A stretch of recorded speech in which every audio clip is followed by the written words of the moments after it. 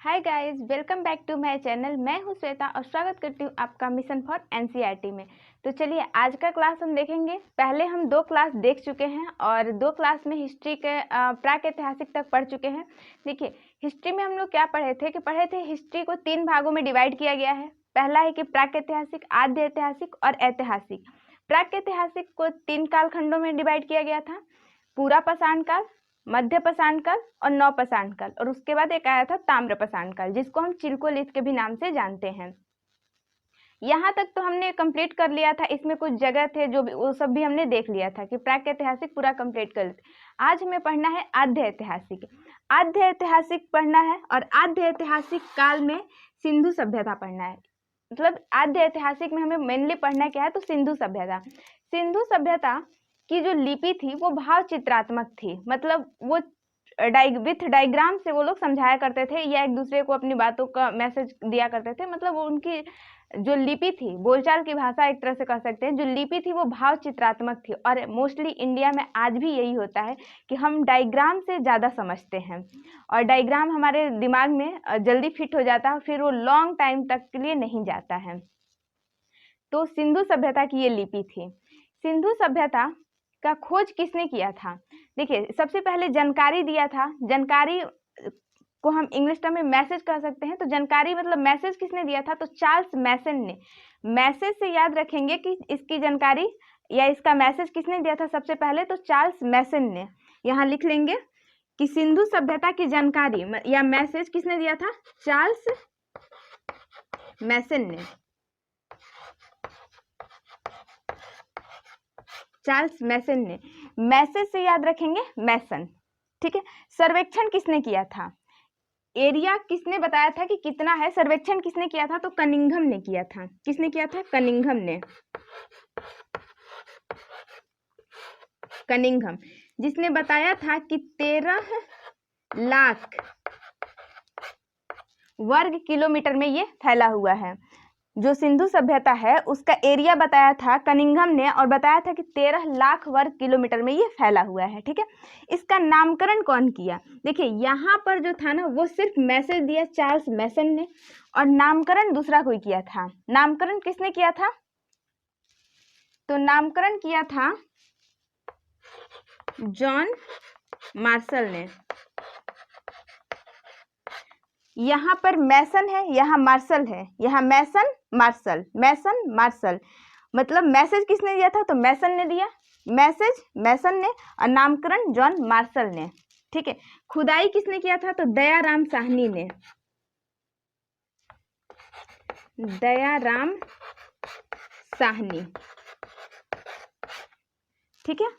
इसका आकार कैसा है? तो ट्रायंगल शेप में है, त्रिभुजाकार है, ठीक है। इतना तक तो हमने देखा कि सिंधु सभ्यता की लिपि कैसी थी, तो भाव चित्रात्मक थी। सिंधु सभ्यता का सबसे पहले मैसेज किसने दिया था? तो चार्ल्स मैसन ने दिया। इसका खोज नहीं, जैसे कि सर्वेक्षण किसने किया? तो कनिंघम ने, और बताया था कि 13 लाख वर्ग किलोमीटर में फैला हुआ है। नामकरण किया जॉन मार्शल ने। खुदाई किसने किया था? सिंधु सभ्यता की खुदाई किसने? दयाराम साहनी ने। और इसका आकार कैसा है? तो ट्रायंगल शेप में है। इसका आकार कैसा है? तो ट्रायंगल शेप में। सिंधु सभ्यता का आकार कैसा था? तो ट्रायंगल था। देखिए त्रिभुजाकार था, त्रिभुजाकार था।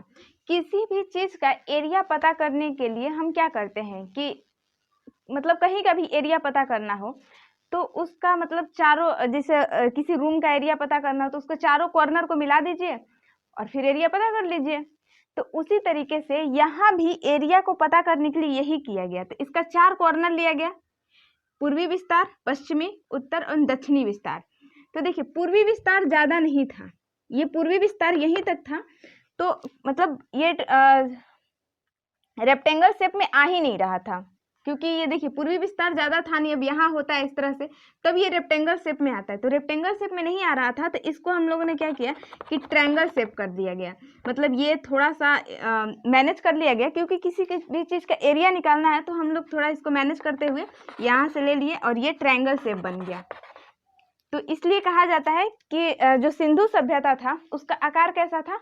तो त्रिभुजाकार था। तो ये जो पहला विस्तार है, मतलब इसका पश्चिमी विस्तार कहाँ तक था? उत्तर में इसका विस्तार पूर्व में विस्तार और दक्षिण में विस्तार। देखिए इसके लिए एक फॉर्मूला है, फॉर्मूला नहीं कह सकते, शॉर्ट ट्रिक कह सकते हैं। देखिए सम को क्या इंग्लिश में क्या बोलते हैं, ऐड करते हैं, एडी लिख देते हैं, ऐड, एडिशन, ऐड करते हैं, सम ऐड, ये दोनों याद रखना है। पहले सम ऐड, तो स से सुतका गेंडोर, स से नाम याद रखेंगे, सुतका गेंडोर, स से सुतका गेंडोर, सम, स से सुतका गेंडोर। अब इधर से नहीं लिखने लगेंगे हम, कभी भी कहाँ से लिखना स्टार्ट करते हैं, हमारी लिपि कैसी है, तो देवनागरी लिपि है, और हम इधर से इस तरफ से लिखना स्टार्ट करते हैं, इधर से लिखना स्टार्ट करते हैं ना। तो देखिए स पहले है तो हम यहाँ से लिखना स्टार्ट करेंगे, सुतका गेंडोर, म से मांडा, ये वाला जो विस्तार कहाँ है, मांडा में है, ठीक है। ए से आलमगीरपुर, तो यहाँ हो जाएगा आलमगीरपुर, और डी से दयामाबाद, डी से क्या हो गया, दयामाबाद। तो ये हमारा इसका चारों विस्तार हो गया। अब क्वेश्चन कभी कभी पूछता है कि सिंधु सभ्यता का पूर्वी विस्तार कैसा था। देखिए पूर्वी विस्तार बहुत ही कम था, ना के बराबर था, पूर्वी विस्तार ही नहीं हुआ था। अगर कहेंगे तो इसका उत्तरी विस्तार भी अच्छा था, दक्षिणी विस्तार भी था, और इसका पश्चिमी विस्तार भी था, लेकिन इसका पूर्वी विस्तार बहुत ही कम था, मतलब ना के बराबर था, इसको निगलेक्ट करके ही चले। तो पहला जो हमारा पश्चिमी विस्तार था, पहले कहाँ से हम चलेंगे, सुतका गेंडोर, मांडा, आलमगीरपुर, दयामाबाद, सुतका गेंडोर, मांडा, आलमगीरपुर, दयामाबाद। अब इसमें कौन कौन सी नदी है, तो इसके लिए डच है पर अब नहीं है, तो इधर वाला बात छोड़ देंगे, डच है पर अब नहीं है। ड से यहाँ स है ना, तो सुतका गेंडोर, तो ड से कौन सी नदी हो जाएगी यहाँ पे,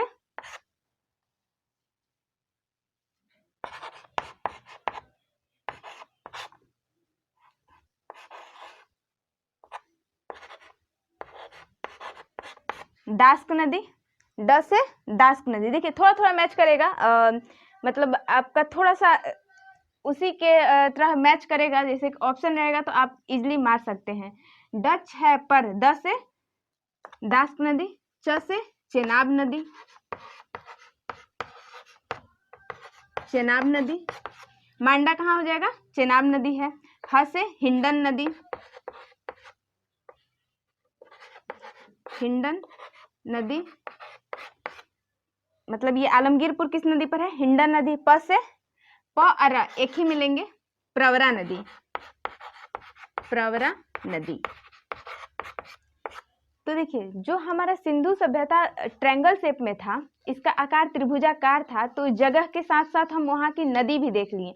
जगह कौन सा था, सुतका गेंडोर, मांडा, आलमगीरपुर, दयामाबाद, ऐसा ही था ना, सुतका गेंडोर, मांडा, आलमगीरपुर, दयामाबाद। और जो नदी था, यहाँ से सुतका गेंडोर की जो नदी है, ड से होगा दास्क नदी, मांडा में क्या होगा, चेनाब नदी, और आलमगीरपुर में हिंडन नदी, और जो हमारा लास्ट क्या था, ये दयामाबाद, जो कि प्रवरा नदी है।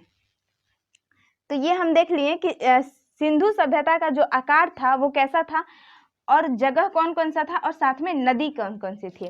तो हम सबसे पहले यही याद रखेंगे, सम ऐड, एक ही में होगा, सम ऐड, ठीक है। डच है पर अब नहीं है, तो इसको छोड़ देंगे, डच है पर अब नहीं है, तो उसको हम, अब नहीं है तो छोड़ो, हटाओ यार, नहीं लेंगे। डच है पर, इससे हम सिर्फ इस ट्रिक से हम याद रखेंगे कि सिंधु सभ्यता का जगह कौन कौन सा था, इसका विस्तार का, और इसमें कौन कौन सी नदी पर था। तो इतना तक देख लिए। आगे देखते हैं हम,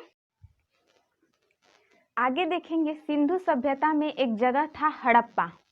देखिए अगर सिंधु सभ्यता और हड़प्पा एक ही है, जब पहले कहा गया तो नाम दे, सिंधु नदी को देख करके जो वहाँ पे बसे हुए लोग थे, उस जगह को सिंधु सभ्यता नाम दे दिया गया। लेकिन जैसे जैसे खुदाई हुआ तो हड़प्पा नामक जगह पे सबसे ज़्यादा, मतलब ज़्यादा घर और ज़्यादा वहाँ पर लोगों का साक्ष्य मिला, वर्कर का, हर चीज का। तो फिर उस जगह का ना सिंधु सभ्यता के साथ में हड़प्पा, हड़प्पा का है ये सिंधु सभ्यता, दोनों एक ही है। न कि सिंधु सभ्यता अलग है और हड़प्पा अलग है, ऐसा नहीं है। सिंधु सभ्यता और हड़प्पा एक ही है। तो इसलिए अब देखेंगे हड़प्पा, हड़प्पा में क्या मिला, वहां पर खुदाई कब हुआ, क्या क्या मिला, उनके क्या साक्ष्य थे, ये सब देखेंगे। देखिए जैसे सिंधु सभ्यता में देखे हैं कि सिंधु सभ्यता की जो खुदाई का काम किसने किया था, तो पहले बताए हैं कि दयाराम साहनी ने।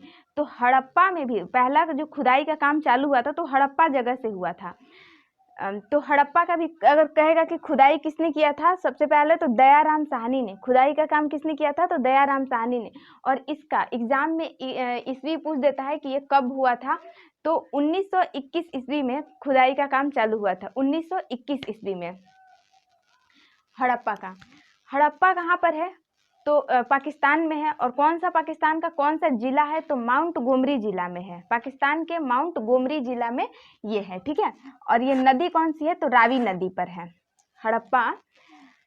जैसे सिंधु सभ्यता को देखकर कहा दिया गया कि सिंधु नदी पर है, तो जो हड़प्पा मेनली जगह था वो रावी नदी पर है, जो वहां पे लोग बसे हुए थे तो वो रावी नदी पर है और ये पाकिस्तान में है, माउंट गोमरी जिला पर। देखिए सबसे पहले जब खुदाई हुआ था तो खुदाई ऐसे नहीं हुआ था कि आप ऐसे ही गड्ढा खान दो। खुदाई का काम ऐसे दिया गया था कि थोड़ा थोड़ा जहाँ पर मिट्टी मुलायम है वहां पर खोदते जाओ, आगे बढ़ो। अगर जहाँ पर हार्ड मिल रहा था तो उसको छोड़ दिया जा रहा था कि हार्ड है तो छोड़ दो उसको, जहाँ मुलायम मिले वहां पर खोदते जाओ। तो इस तरह से खोदते खोदते वहां पर हड़प्पा में क्या क्या मिला था, तो देखिए एक कुम्हार का चाक मिला था, कुम्हार का चाक मिला था। तो इससे पता लगाया कि शायद श्रमिक लोग रहते होंगे, तो कुम्हार का चाक है। उसके बाद खोदते गया, मतलब बहुत सारी चीजें वहां पे, घर जमीन सब कुछ मिला, बहुत सारे साक्ष्य मिले। तो हम मेनली अगर देखेंगे कि हड़प्पा में क्या क्या मिला, तो हड़प्पा में क्या क्या मिला, इसके लिए याद रखेंगे कि हड़प्पा मेनली किसके लिए था, तो श्रमिक के लिए। देखिए था नहीं या है कुछ भी ये नहीं याद रखेंगे, बट हम अपने दिमाग में फिट रखेंगे कि हड़प्पा, हड़प्पा से अगर रिलेट करके साक्ष्य पूछ रहा है तो श्रमिक याद रखेंगे, श्रमिक। इसमें मेनली अगर श्रमिक से है तो देखिए श्रमिक को क्या क्या जरूरत होती है, तो पहला जरूरत ये होती है कि कुछ तो काम करेगा ना, श्रमिक है तो कोई काम करेगा। तो पहला काम उसका अगर हम देख लेंगे तो कुम्हार का चाक मिला वहां पे। अब कोई श्रमिक है तो उसको रहने के लिए भी चाहिए, तो श्रमिक आवास था वहां पे, उसका साक्ष्य मिला। श्रमिक से क्या मिला, कुम्हार का चाक, श्रमिक आवास। अब वो लोग खाना क्या खाएंगे, तो एक अन्नागार का साक्ष्य मिला वहां पे, एक अन्नागार था। देखिए जो श्रमिक लोग रहते हैं उनको बहुत ज्यादा काम रहता है, तो वो पूजा पाठ में ज्यादा ध्यान नहीं देते। देखिए ये लॉजिक ऐसा नहीं है कि वो लोग सही में ध्यान नहीं देते हैं, उस बात से इसको नहीं जोड़ना है। हम यहाँ पर याद करने के टर्म में देखेंगे कि उन्हें पूजा पाठ करने का ज्यादा टाइम नहीं मिला। तो पूजा पाठ से याद आएगा कि उन्हें किसी मूर्ति को पूजा करने, तो वहां पे मातृ देवी की मूर्ति मिला, ऐसा नहीं है कि नहीं मिला, मातृ देवी की मूर्ति मिला। उन्हें टाइम नहीं मिलता है बट मातृ देवी की मूर्ति मिला। जब मिला मातृ देवी की मूर्ति, उनके पास मातृ देवी की मूर्ति है बट उन लोग के पास टाइम नहीं है, क्या है ना कि वो श्रमिक है तो उन लोगों के पास टाइम नहीं है कि ये पूजा पाठ करें। तो उनको क्या किया कि ओखली में डाल दिया, तो मतलब ओखली का साक्ष्य मिला, ओखली में डाल दिया और उसको कूट काट करके एक ताबूत में डाल दो। तो ओखली मिला, ताबूत मिला, ऐसा नहीं है कि ऐसा कर देना है या ऐसा कर देते थे। हम याद करने के टर्म में हम अपने दिमाग को एक स्टोरी की तरह बना के समझाएंगे तो लॉन्ग टर्म में याद रखेगा। देखिए तो ताबूत में रख दिए और फिर उसको ले जाकर दफना दिए, तो RS-37 ये कब्रिस्तान मिला, RS-37 कब्रिस्तान। उस समय नाम जो था ना वो दूसरा था, लेकिन आज के टाइम में वो जो नाम पढ़ा गया तो RH-37 हो रहा था, RS-37 कब्रिस्तान मिला। वहां पे हाथी की खोपड़ी भी मिली, हाथी का, और फिर एक सींग वाले जानवर का भी साक्ष्य मिला था, एक चिन्ह वाला, एक सींग वाला, चिन्ह नहीं एक सींग वाला जानवर था। तो हम श्रमिक से मेन याद रखेंगे कि श्रमिक को याद आते ही आपके दिमाग में ये सारी बातें आ जाएगी, क्योंकि कुम्हार का चाक, देखिए कुम्हार का चाक, आवास, अन्नागार।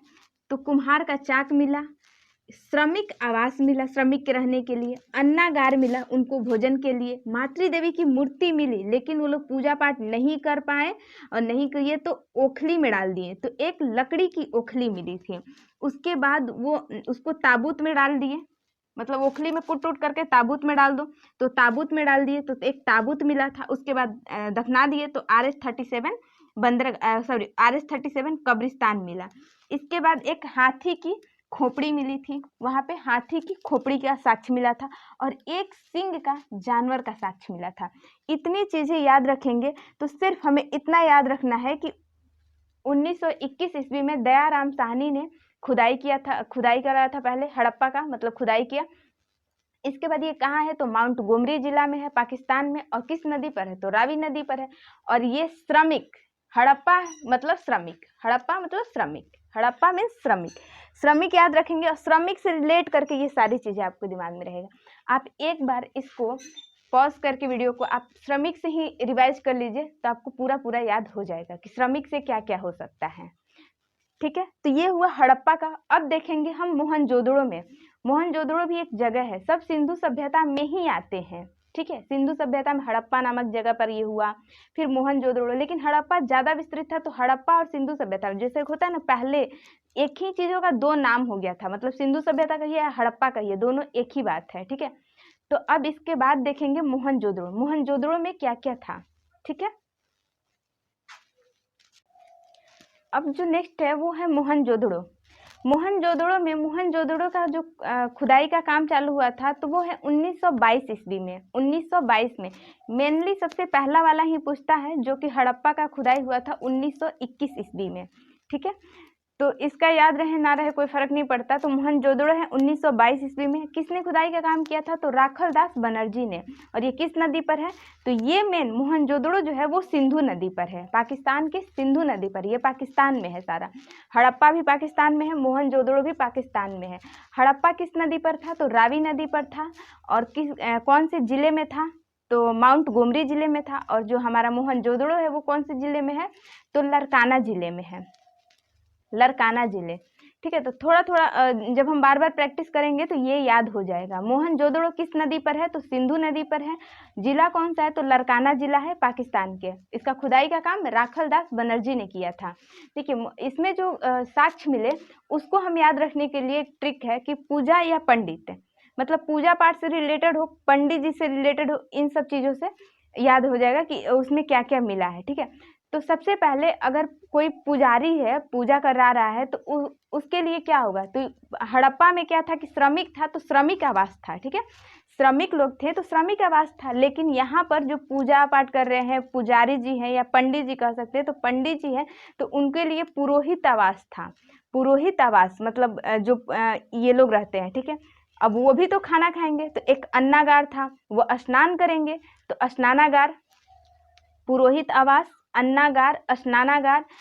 इसके बाद एक घर में उनके एक कुआं था, घर में कुएं का साक्ष्य मिला, क्योंकि वो लोग पानी भी तो पियेंगे। हम देखिए सब कुछ साक्ष्य मिला, लेकिन इसको इस तरह से जोड़ करके बता रहे हैं ताकि हमेशा लॉन्ग टर्म याद रहे। हम बार बार कह रहे हैं कि ऐसा नहीं लेना है कि ऐसा हो रहा था, ये सब साक्ष्य मिले थे कहीं से भी, तो उसको याद करने के लिए एक हिस्ट्री का जो, हिस्ट्री कभी भी रटा नहीं जा सकता है, तो समझने के लिए कि अगर हमें पूजा पाठ पंडित जी से याद हो गया ना कि पुजारी जी थे तो पुरोहित आवास था, पुरोहित आवास के बाद वो खाना खाएंगे तो अन्नागार, स्नान करेंगे स्नानागार। सबसे पहले पुरोहित आवास, फिर क्या हुआ स्नानागार, स्नान किए, उसके बाद वो खाना खाएंगे तो अन्नागार हो गया। उसके बाद कुएं का साक्ष्य मिला, मतलब इस वो पानी पिएंगे तो कुएं का साक्ष्य, घर में कुएं का साक्ष्य मिला। उसके बाद वो लोग कैसा वस्त्र पहनेंगे तो सूती वस्त्र पहनेंगे। कैसा वस्त्र तो सूती वस्त्र का साक्ष्य मिला। अब जाएंगे तो चौड़ी सड़क का साक्ष्य मिला था कि सड़क कैसा था, चौड़ा था। हड़प्पा के समय में मोहनजोदड़ो के टाइम में जो मोहनजोदड़ो की सड़कें थी वो कैसी थी, चौड़ी सड़क थी, चौड़ी सड़क का साक्ष्य मिला था। उसके बाद वहां पर अब देखिए जहां पंडित जी है वहां पूजा न हो ऐसा तो नहीं होगा ना, तो पशुपति शिव की मूर्ति मिली थी, पशुपति शिव की। ठीक है, पशुपति शिव, देखिए वहां पर जो शिव जी का मूर्ति मिला था ना, उसमें जानवरों का साक्ष्य, मतलब हाथी, हिरण, घोड़ा, बैल, ये सब बैठे हुए थे, उनके साक्ष्य मिला, तो इसलिए उनको कहा गया कि पशुपति शिव की। इन सबके देवता कौन है, मतलब सब जानवरों, भूत प्रेत सबके लिए कि कौन रहते हैं तो शिव। तो जानवर वहां पर थे, एक शिवलिंग की तरह था लेकिन वहां पे जानवर थे, तो लोग अंदाजा नहीं लगा पा रहे थे कि आखिर ये किस भगवान का मूर्ति हो सकता है, कौन से भगवान का ये लोग पूजा करते थे। तो सबसे पहले ये देखा गया कि सारे जानवर भूत प्रेत तक का भी किसके पास ठेका है, तो भगवान शिव के पास। तो पशुपति शिव की मूर्ति मिली। अब शिव जी की मूर्ति मिली तो एक सभागार भी होगा कि उसमें सभा किया जाता होगा, बैठ करके बताया जाता होगा, तो सभागार मिला सभा कराने के लिए। वहां पे नर्तकी मिली, तो नर्तकी का जो नर्तकी था वो कांसे की नर्तकी थी। देखिए कांसे इसलिए था तो कि कांस्य युगीन सब यहाँ चल रहा था। आद्य ऐतिहासिक कैसा था, कांस्य युगीन, और प्राक ऐतिहासिक कैसा था, तो वो पाषाण काल में था, लेकिन पाषाण काल में ही लास्ट में तांबे का खोज हो गया था। तो तांबे का खोज हो गया था, लेकिन जब आद्य ऐतिहासिक आया तो ये लोग तांबा का यूज उतना नहीं करते थे, ये लोग कांसे का यूज करते थे। तो मूर्ति कैसे मिली थी, तो कांसे की, नर्तकी की मूर्ति कांसे की, और तांबा का ढेर मिला था। मतलब वो लोग तांबे इसी तरह यूज उतना नहीं करते थे, तांबे का खोज पहले ही हो चुका था, तो तांबा यूज नहीं करते थे, तो तांबे का ढेर मिला था। तो हम पूजा पाठ और पंडित जी से याद रख सकते हैं कि मोहनजोदड़ो में क्या क्या मिला था। मोहनजोदड़ो का जो अर्थ होता है, मेनली मोहनजोदड़ो का अर्थ होता है मृतकों का टीला। मोहनजोदड़ो का अर्थ होता है मृतकों का टीला। यहाँ पर जो मृतक का टीला मिला था, तो मृतकों का यहाँ पे जो लाशें थी ना, वो अस्त व्यस्त मिली थी। ऐसा नहीं था कि किसी भी व्यक्ति का लाश जिसमें हाथ पैर, उसका सर धड़ सब एक साथ हो, ऐसा नहीं मिला था। किसी का दोनों हाथ नहीं है, किसी का एक हाथ नहीं है, किसी का पैर नहीं है, अगर पैर हाथ है तो धड़ नहीं है। तो लाशें एकदम अस्त व्यस्त मिली थी। तो इससे अंदाजा लगाया जाता है कि शायद यहाँ पर कोई विदेशी आक्रमण हुआ हो और ये लोग युद्ध के लिए प्रिपेयर ना हो, तो इस तरह से मारे गए हो। तो ये अंदाजा लगाया जाता है, क्योंकि लाशें अस्त व्यस्त मिली थी। और मोहनजोदड़ो का अर्थ कभी कभी पूछता है तो क्या होता है, मृतकों का टीला। एक बार देख लेते हैं। देखिए मोहनजोदड़ो का खुदाई का काम कब हुआ था, तो 1922 ईस्वी में, मतलब मोहनजोदड़ो का खोज किसने किया था, राखल दास बनर्जी ने खोज किया था, खुदाई किया था। और यहाँ पे ये किस नदी पर है, तो सिंधु नदी पाकिस्तान के लरकाना जिले में है। ये इसको याद कैसे रखना है, पूजा पाठ और पंडित जी से याद रखना है, ठीक है। तो पंडित जी रहेंगे तो पुरोहित आवास होगा, एक स्नानागार होगा, अन्नागार, कुआं। देखिए अन्नागार दो जगह मिला, हड़प्पा में भी अन्नागार था जो श्रमिक के लिए था, और मोहनजोदड़ो में भी अन्नागार। तो कभी पूछता है कि सबसे बड़ा अन्नागार कहाँ का था, तो यही मोहनजोदड़ो का था। तो सबसे बड़ा था, ये सबसे बड़ा अन्नागार था, ठीक है। हड़प्पा से भी बड़ा था मोहनजोदड़ो का, अन्नागार सबसे बड़ा था। उसके बाद अगर बड़ा कोई भवन था तो वो स्नानागार था। उसके बाद कुएं का साक्ष्य मिला था। पंडित जी लोग पानी भी तो पिएंगे, सूती वस्त्र पहनते थे। ये कैसा वस्त्र था, कपास का बना हुआ था, ठीक है। चौड़ी सड़क, मोहनजोदड़ो की सड़कें कैसी थी, तो चौड़ी थी। पशुपति शिव की मूर्ति मिली थी। सभागार हुआ था, जहाँ पंडित जी रहेंगे पूजा पाठ कराएंगे तो वो एक सभा कराते हैं, मतलब सभा की तरह लोग बैठा करते हैं, तो सभागार हुआ। नर्तकी की जो मूर्ति मिली थी वो किस चीज की थी, तो कांसे की थी, क्योंकि आद्य ऐतिहासिक काल कांस्य युगीन हो गया था, कांसे की खोज हो गई थी। तो नर्तकी की जो मूर्ति मिली थी तो वो कांसे की मिली थी, और तांबा का ढेर मिला था। जाहिर सी बात है ढेर उसी का मिलेगा जो पहले खोज हो गया हो और अब हम यूज नहीं करते हो। तो तांबा का ढेर मिला था, ठीक है। इससे हम याद रख लेंगे। तो मोहनजोदड़ो, आई होप कि आपको मोहनजोदड़ो का पूरा टॉपिक क्लियर हो गया होगा कि मोहनजोदड़ो में क्या क्या आएगा। क्वेश्चन यहीं से पूछा जाएगा बस।